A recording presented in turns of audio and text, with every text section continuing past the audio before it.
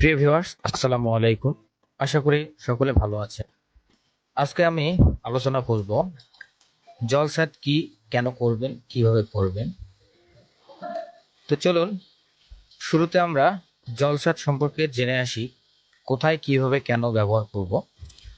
Building এর সর্বোচ্চ তলা ছাদকে রোদ বৃষ্টির হাত থেকে রক্ষা করার জন্য এবং ঘরের তাপমাত্রা নিয়ন্ত্রণ রাখার জন্য ছাদের উপর চুন, সুরকি এবং খোয়ার সাহায্যে কমপক্ষে মিনিমাম 3 ইঞ্চি দূরত্বে একটি আলাদাভাবে ঢালাই করতে হয়।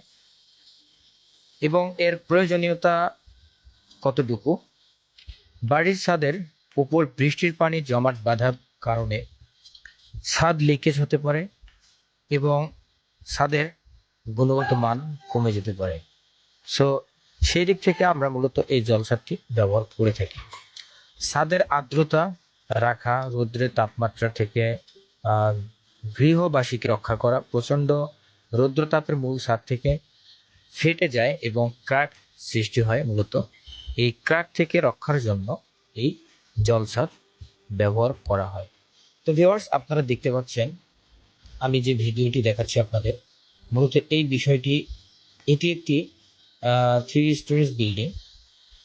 এর 3 তলার উপরে হচ্ছে প্যারাফেট ওয়াল রয়েছে।